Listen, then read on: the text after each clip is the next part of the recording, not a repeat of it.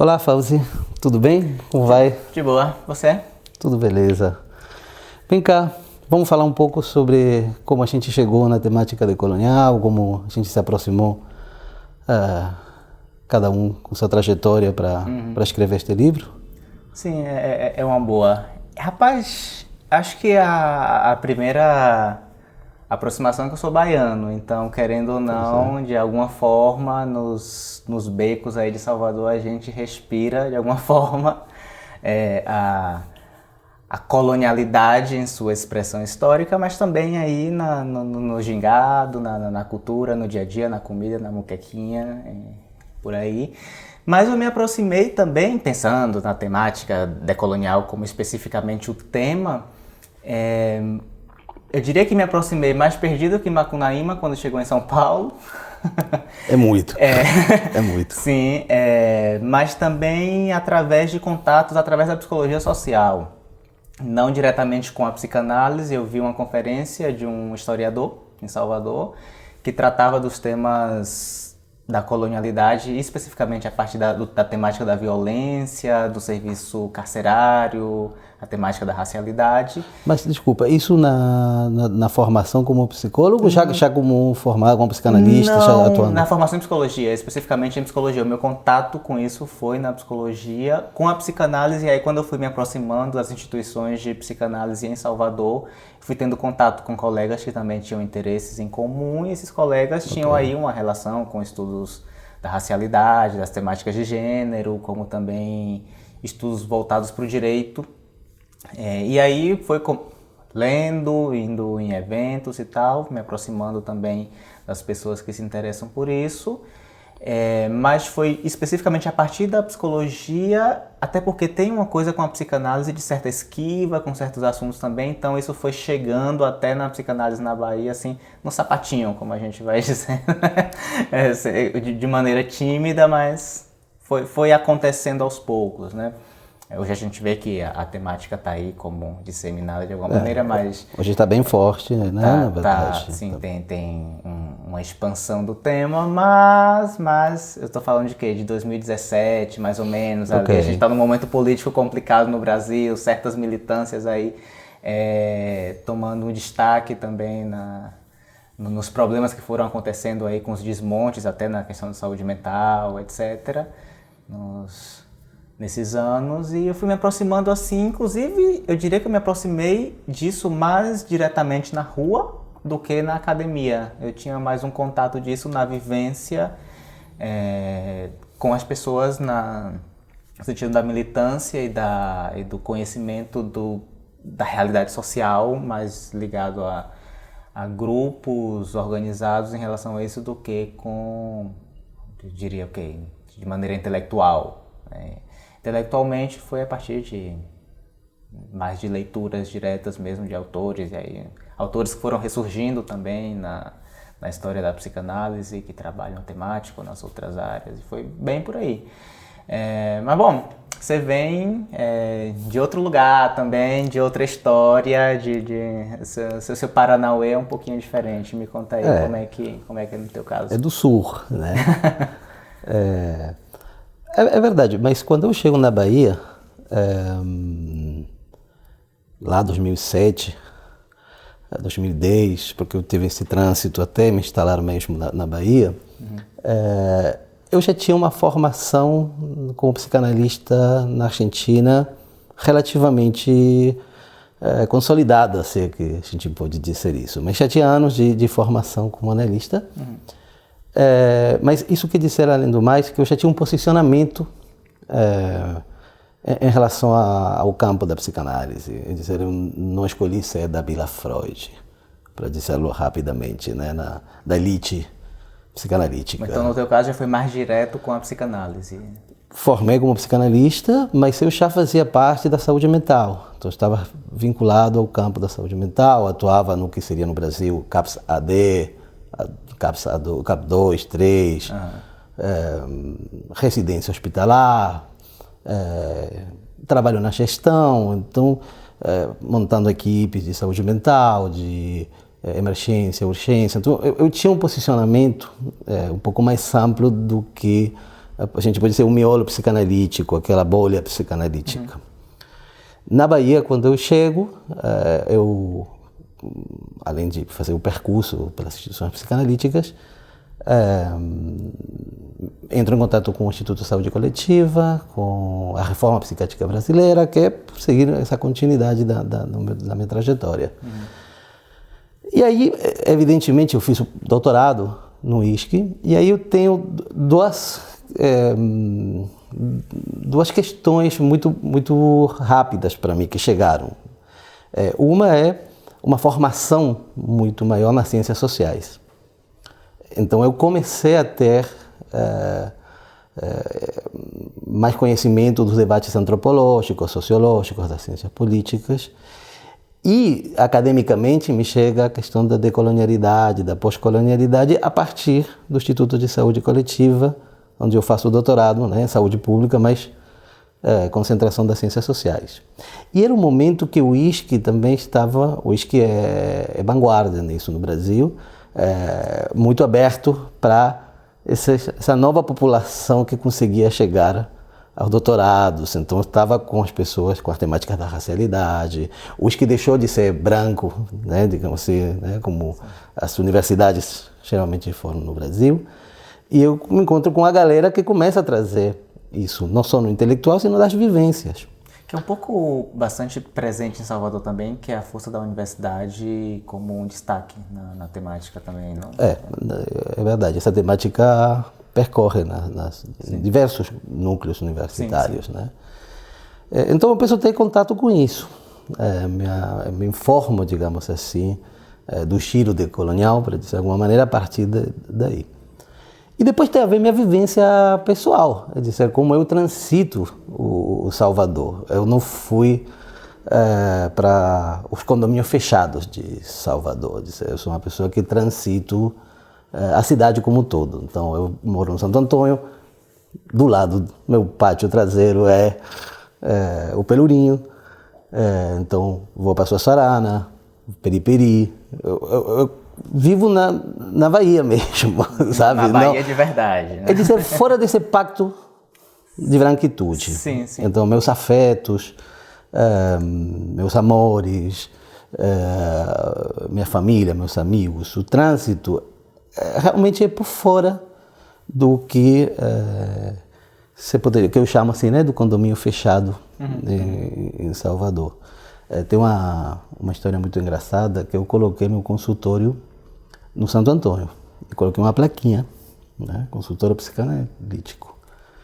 Minha ideia era dizer, bom, é minha casa, então já uma escolha de onde estar e colocar o consultório aí. Não era simplesmente por comodidade, digamos assim, que não é muito cômodo ter o consultório na tua casa. Mas a ideia era, tem toda a Cidade Baixa do outro lado. Então eu digo, bom, para chegar a Pituba, Ondina, Graça, digo, bom, primeiro tem que passar por aqui. E é engraçado que uma colega me falou, não vai ninguém a esse consultório. Se você errou... Que é bastante curioso, te interrompendo aqui, Diga. Porque na Bahia não tem essa cultura do consultório em casa, de uma proximidade entre o trabalho. É muito formatado nos centros empresariais, né? Também Exatamente. Onde os psicanalistas estão, é na Pituba, é na Graça. Tem isso. E eu estava inovando nesse sentido, bastante habituado como eu fazia em Buenos Aires. E me falou duas coisas. A outra é, vão te roubar. Mas, pô. E outra, não vai ninguém. Eu digo, como ninguém? Qual é esse sujeito que pensa que não pode ir lá? Para quem é a oferta da psicanálise? Mas não estava tão longe da verdade, aunque estava longe da verdade, mas porque essa plaquinha virou meme. Então as pessoas vão tirar foto no meu consultório em Santo Antônio, você sabe disso, sim, né? Sim, é uma plaquinha clássica, porque é uma rua boêmia de Salvador com uma casa com uma placa de consultório psicanalítico. O que faz aqui um consultório psicanalítico? Então essa também é minha forma também de chegar na temática. As pessoas, muitas vezes as pessoas vão e entram no consultório, assim, do nada, né? Então, assim, oi, psicanalista, posso falar?